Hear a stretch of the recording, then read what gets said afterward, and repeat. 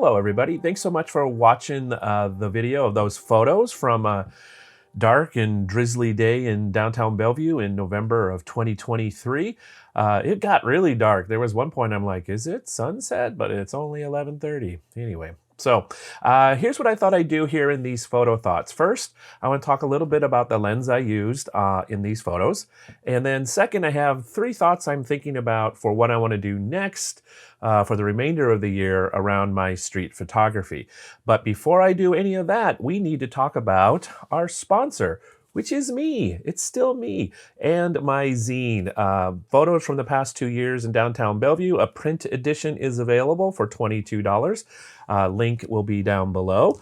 And then there's also a digital edition, iPad friendly or other mobile device friendly, with all the same photos. There's over 50 pages and over 90 photos, 8.5 by 11-inch size on the print version, and the digital version is whatever your screen size is. That digital version is $11, so US. Thank you.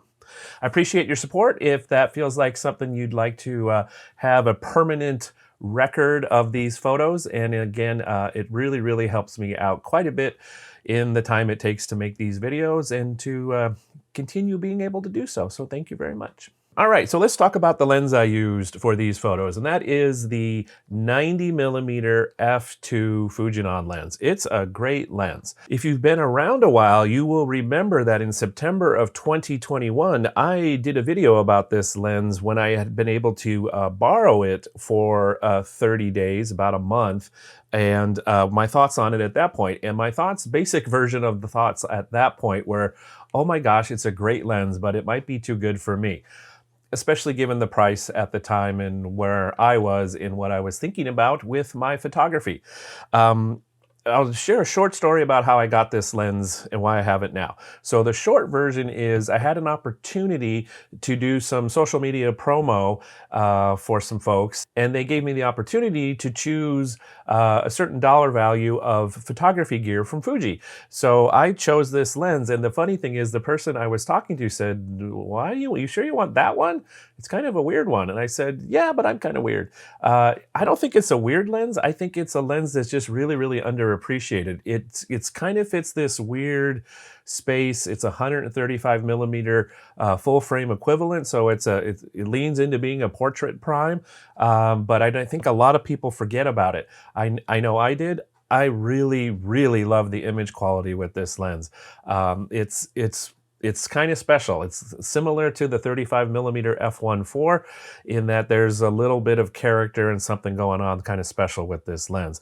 And oh my goodness, the bokeh. The blurry background, I mean, I usually don't photograph street stuff at wide apertures, but this lens makes me want to do that. And I think just about all the photos that you saw were at f2. So there you go. That's some thoughts on this lens. I highly recommend it. I know in this holiday season in 2023, Fuji has some great deals on lenses, so you might think about it if this is on your list. I highly recommend it. So that leads me into some thoughts about where I want to go next and for the rest of this year around my street photography.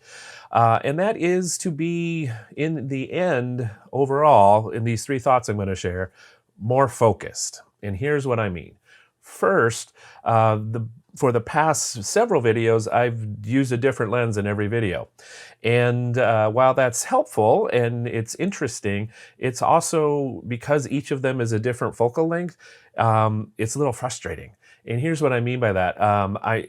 For all of the lenses I've chosen, they're focal lengths in the range I'm used to, but because I can't change it in a zoom, I get frustrated and I'm not used to seeing just in that limited range. So it creates some obstacles for what I want to do in my street photography. So going forward, thing number 1 I'm going to do for the rest of this year is my return to using the 16-80 from Fujinon as my primary lens. So the 16-80 f4 will be on the camera from here on out this year as I'm going out to make street photos. So that's my thought on that.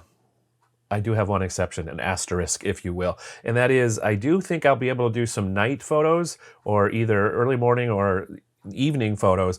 And for that, I'll probably take some fast prime. So that's my asterisk. Thing number 2 I'm going to do for the remainder of the year as I go out to do street photos is to take more time. My pattern has been to do about 2 hours of street photography. I usually arrive in Bellevue around 10, finish up around noon, grab some lunch, go home. But I realized that's not enough time. And there's a couple reasons for that, and mainly because I think what my brain does is I'm aware of the time and I'm winding down and kind of stopping being in photographer mode. So I start that process maybe a little sooner than I should. So I'm not noticing all the things I think that are in front of me sometimes. So I'm going to do at least 4 hours. That's my thought. I'm going to still start around 10, take a break at lunch, and then have an afternoon session for at least a little while. So that's my thought on that. I know it's a relatively big chunk of time, 4 hours, but I feel like that's probably about the minimum I need to really dig a little deeper into what I want to do with these photos. I'm going to talk more about that in a future video, some of the stuff I'm thinking about and some of the new photographers, to me anyway, that are being inspirational.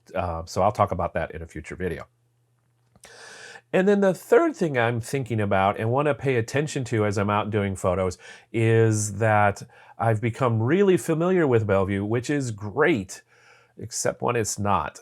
And where it can become not so great is I'm used to things being a certain way. So what happens is I might miss the little moments that are happening in the midst of the things I'm expecting to see, or if I'm expecting to see something in a certain area and it's not there, I don't notice so much what is there. So I think a solution to that, at least I want to try, is I have a loop I usually walk, a direction I walk. And what I'm going to do is reverse that. So I'm going to walk in the opposite direction in this loop that I usually do, start at a different point, end at a different point, and see if that helps me get literally a different perspective and focus on the parts of Bellevue that I've visited so many times already. Those are some things I'm thinking about, and I hope as you're thinking about your photography, if you're having some frustrations, and as you're thinking about, maybe why you're not making the photos you want to make, think about what you're doing as far as practical things, the amount of time you're dedicating to it, the day of the week you're doing, the rest of your life as it fits into all those things, and figure out if there's some ways you can change the practical things that will help you get to where you want to be with the photos you're making. So I hope this was a little bit helpful. These are some of the things I'm going to try. I would love to hear from you if you have suggestions of when you get in ruts or places where you're not quite making the photos you want to make. If you would share those in the comments below, I'd really appreciate it. Thank you very, very much. So again, thank you so much for watching this video. As we're entering the darker season here in the Northwest and the winter and the change of weather, change of scenery, I'm kind of looking forward to that. It changes the vibe, and it's that change of pace gives a fresh perspective, so I'm looking forward to that. I also hope you get to take advantage of the change of season wherever you are, and you have fun out there making photos. So until we meet again in the next video, I hope you stay safe, stay well, and have fun creating photos. Bye for now.